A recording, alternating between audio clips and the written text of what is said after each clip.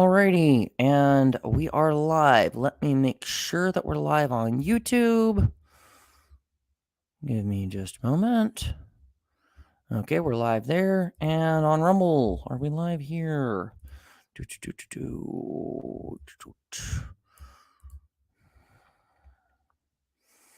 live on Rumble? Yes, we are live on Rumble. Excellent. Welcome, everyone, to another live reading from Murray Rothbard's The Anatomy of the State. I am Mikhail, the Stray Cat, and we will be delving into Part 4. So without further ados and addendums, here we go. Part 4. How the State Transcends Its Limits.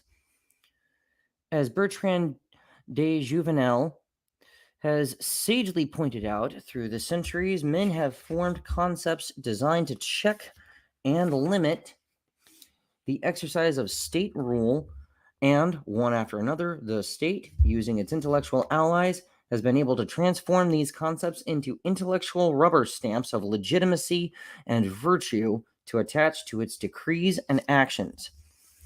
Originally in Western Europe, the concept of divine sovereignty held that the kings may rule only according to divine law. The kings turned the concept into a rubber stamp of divine approval for any of the king's actions. The concept of parliamentary democracy began as a popular check upon absolute monarchical rule. It ended with Parliament being the essential part of the state and its every act totally sovereign. As de Jouvenel concludes, quote, "Many writers on theories of sovereignty have worked out one of these restrictive devices." Excuse me.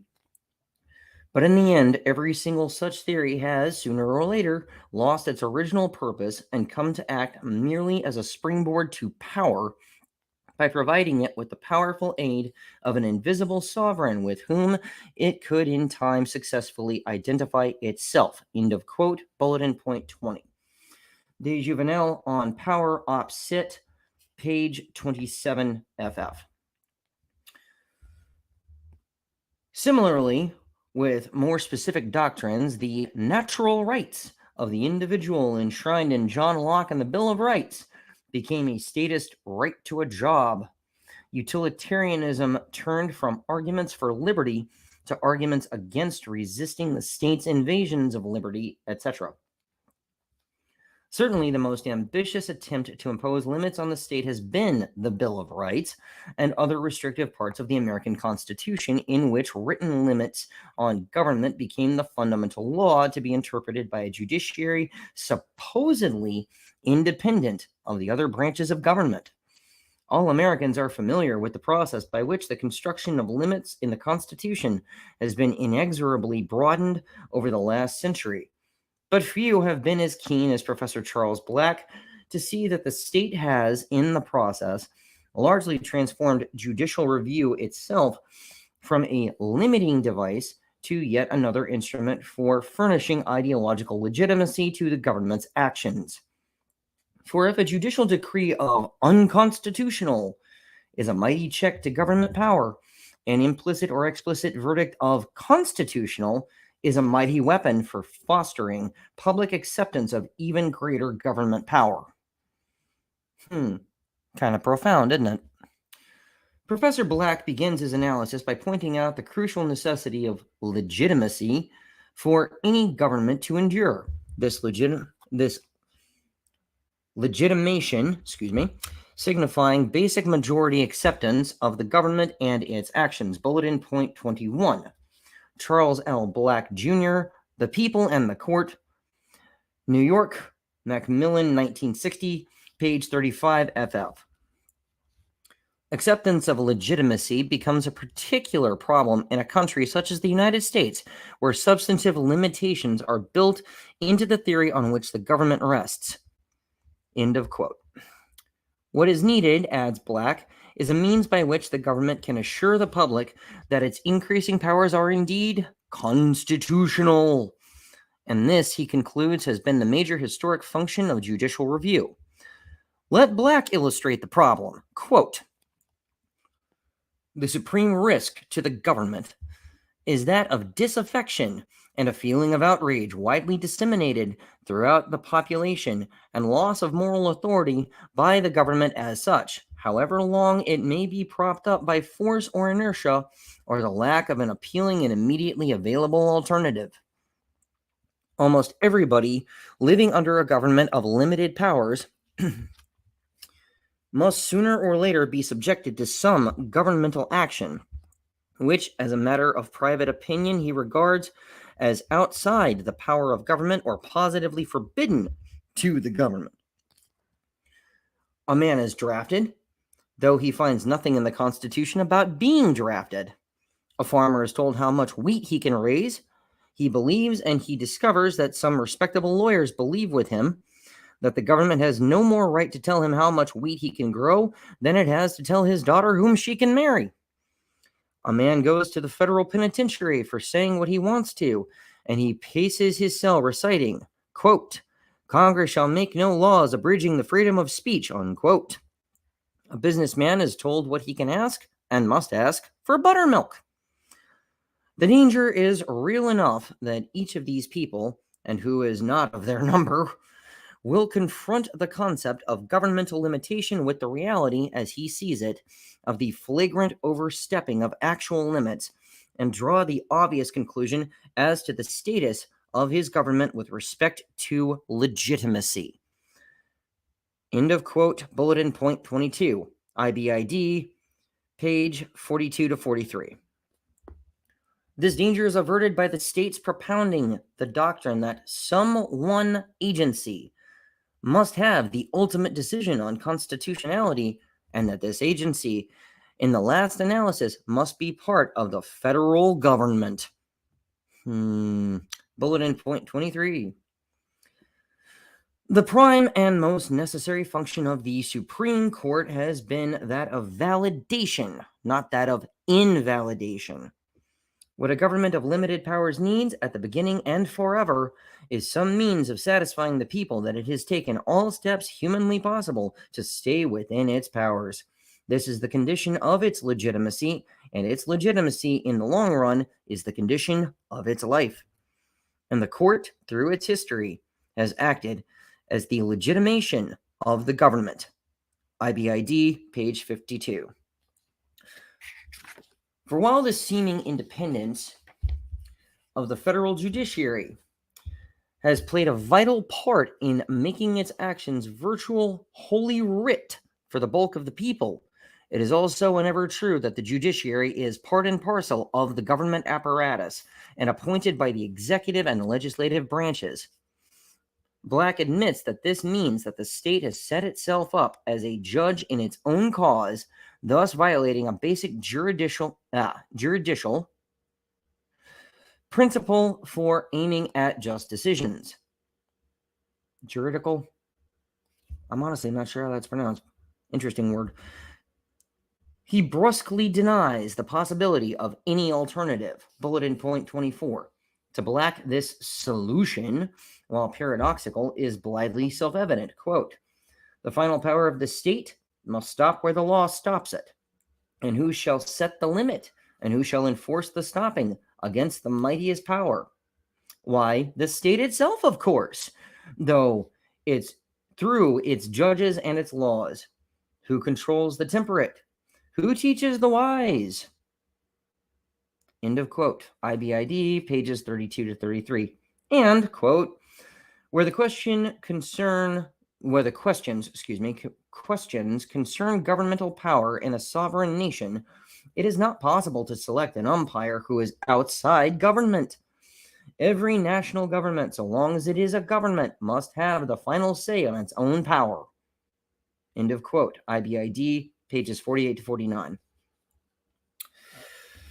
Black adds, quote, "The problem then is to devise such governmental means of deciding as will, hopefully, reduce to a tolerable minimum the intensity of the objection that government is judge in its own cause. Having done this, you can only hope that this objection, though theoretically still tenable, italics mine, will practically lose enough of its force that the legitimating work of the deciding institution can win acceptance. End of quote. Bulletin point 25, IBID, page 49. In the last analysis, Black finds the achievement of justice and legitimacy from the state's perpetual judging of its own cause as something of a miracle. Bulletin point 26. This ascription of the miraculous power to government is reminiscent of James Burnham's justification of government by mysticism and irrationality. Quote, in ancient times, before the illusions of science had corrupted traditional wisdom, the founders of cities were known to be gods or demigods. Neither the source nor the justification of government can be put in wholly rational terms. Why should I accept a hereditary or democratic or any other principle of legitimacy? Why should a principle justify the rule of that man over me?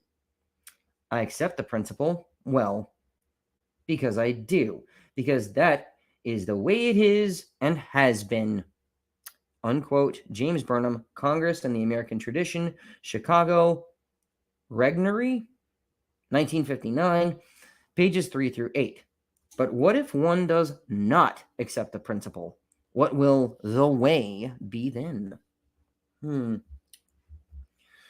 Applying his thesis to the famous conflict between the Supreme Court and the New Deal, Professor Black keenly chides his fellow pro-New Deal colleagues for their short-sightedness in denouncing judicial obstruction. Quote, the standard version of the story of the New Deal in the court, though accurate in its way, displaces the emphasis. It concentrates on the difficulties. It almost forgets how the whole thing turned out.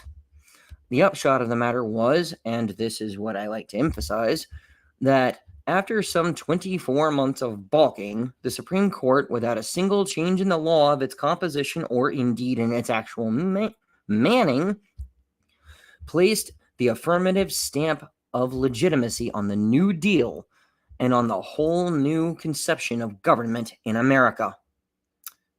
Italics the authors. End of quote. Bulletin point 27. Black offset, page 64. In this way, the Supreme Court was able to put the quietus, interesting word, on the large body of Americans who had had strong constitutional objections to the New Deal. Quote, of course, not everyone was satisfied. The Bonnie Prince Charlie of constitutionally commanded laissez-faire still stirs the hearts of a few zealots in the highlands of choleric unreality. But there is no longer any significant or dangerous public doubt as to the constitutional power of Congress to deal as it does with the national economy. We had no means other than the Supreme Court for imparting legitimacy to the New Deal. End of quote. Bulletin point 28. IBID, page 65. As Black recognizes, one major political theorist who recognized and largely in advance the glaring loophole in a constitutional limit on government of placing the ultimate interpreting power in the Supreme Court was John C. Calhoun. Calhoun was not content with the miracle, but instead proceeded to a profound analysis of the constitutional problem. In his disquisition, Calhoun demonstrated the inherent tendency of the state to break through the limits of such a constitution. Quote, a written constitution certainly has many and considerable advantages, but it is a great mistake to suppose that the mere insertion of provisions to restrict and limit the power of the government without investing those for whose protection they are inserted with the means of enforcing their observance, his own italics, will be sufficient to prevent the major and dominant party from abusing its powers. Being the party in possession of the government, they will, from the same constitution of man, which makes government necessary to protect society, be in favor of the powers granted by the Constitution and opposed to the restrictions intended to limit them. The minor or weaker party, on the contrary, would take the opposite direction and regard them, the restrictions, as essential to their protection against the dominant party. But where there are no means by which they could compel the major party to observe the restrictions, the only resort left them would be a strict construction of the Constitution. To this, the major party would oppose a liberal construction. It would be construction against construction, the one to contract and the other to enlarge the powers of the government to the utmost.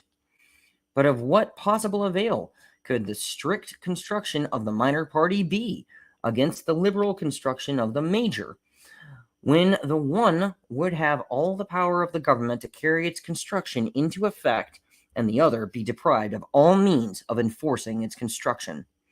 In a contest so unequal, the result would not be doubtful. The party in favor of the restrictions would be overpowered. The end of the contest would be the subversion of the Constitution. The restrictions would ultimately be annulled, and the government be converted into one of unlimited powers. End of quote. Bulletin point 29. John C. Calhoun, A Disquisition on Government, New York, Liberal Arts Press, 1953, pages 25 to 27. Also, C.F. Rothbard, Conservatism and Freedom, A Libertarian Comment, Modern Age, Spring 1961, page 219. End of bulletin point.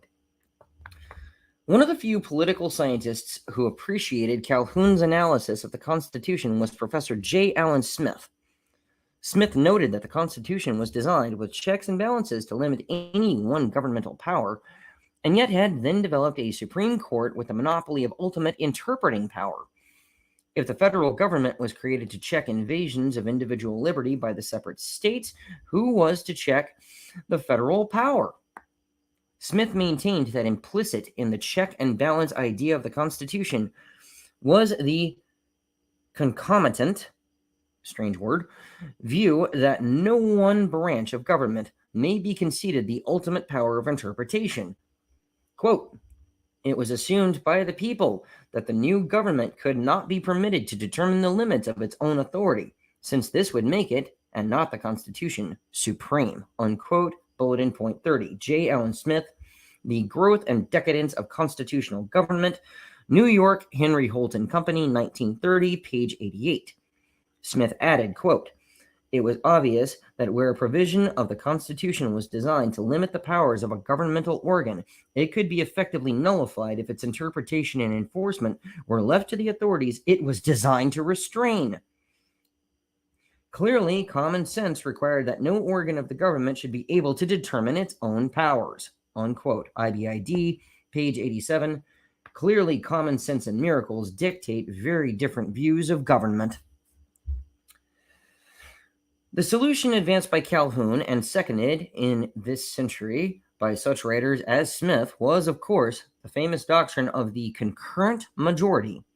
If any substantial minority interest in the country, specifically a state government, believed that the federal government was exceeding its powers and encroaching on that minority, the minority would have the right to veto this exercise of power as unconstitutional.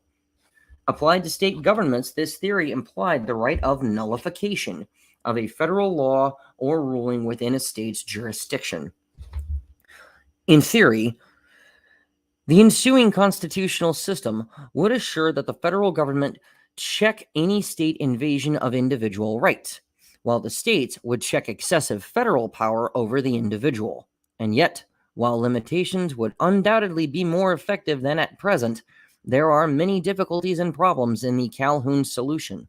If indeed a subordinate interest should rightfully have a veto over matters concerning it, then why stop with the states? Why not place veto power in counties, cities, wards? Furthermore, interests are not only sectional, they are also occupational, social, etc. What of bakers or taxi drivers or any other occupation? Should they not be permitted a veto power over their own lives? This brings us to the important point that the nullification theory confines its checks to agencies of government itself. Let us not forget that federal and state governments and their respective branches are still states, are still guided by their own state interests rather than by the interests of the private citizens. What is to prevent the Calhoun system from working in reverse, with states tyrannizing over their citizens and only vetoing the federal government when it tries to intervene to stop that state tyranny, or for states to acquiesce in federal tyranny. What is to prevent federal and state governments from forming mutually profitable alliances for the joint exploitation of the citizenry? And even if the private occupational groupings were to be given some form of functional representation in government, what is to prevent them from using the state to gain subsidies and other special privileges for themselves, or from imposing compulsory cartels on their own members? In short, Calhoun does not push his path-seeking theory on concurrence far enough. He does not push it down to the individual himself. If the individual, after all, is the one whose rights are to be protected, then a consistent theory of concurrence would imply veto power by every individual, i.e., some form of unanimity principle. When Calhoun wrote that it should be impossible to put or to keep it, the government, in action without the concurrent consent of all, end of quote there, he was perhaps unwittingly implying just such a conclusion.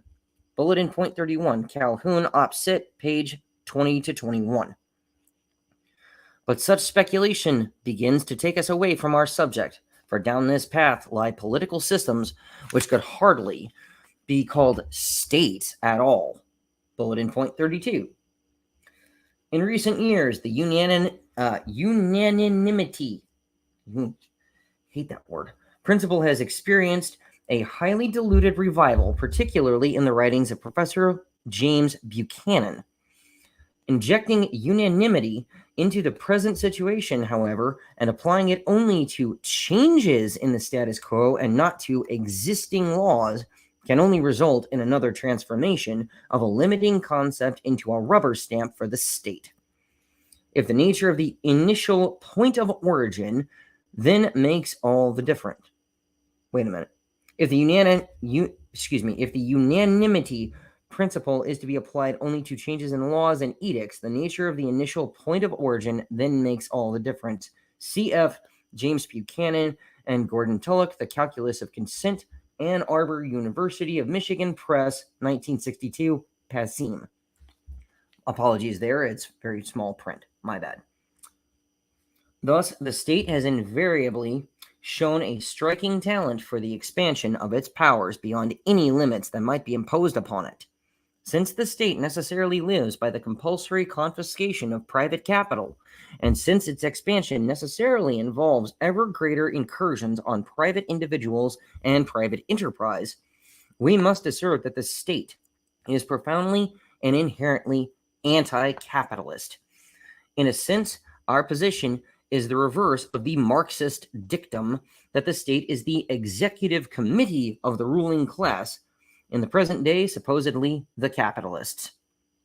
Instead, the state, the organization of the political means, constitutes and is the source of the ruling class, rather ruling caste, and is in permanent opposition to genuinely private capital. We may therefore say with de Juvenal, quote, "Only those who know nothing of any time but their own, who are completely in the dark as to the manner of powers behaving through thousands of years, would regard these proceedings, nationalization, the income tax, etc., as the fruit of a particular set of doctrines. They are in fact the normal manifestations of power, and differ not at all in their nature from Henry VIII's confiscation of the monasteries. The same principle is at work, the hunger for authority, the thirst for resources, and in all of these operations, the same characteristics are present, including the rapid elevation of the dividers of the spoils. Whether it is socialist or whether it is not, power must always be at war with the capitalist authorities and despoil the capitalists of their accumulated wealth. In doing so, it obeys the law of its nature." End of quote. Bulletin point 34. De Juvenal, On Power, Op. Cit., page 171. And that concludes this reading, part 4 of Murray Rothbard's The Anatomy of the State. With luck, we will come back later today with part 5, What the State Fears. But until then, as always, live free or die trying.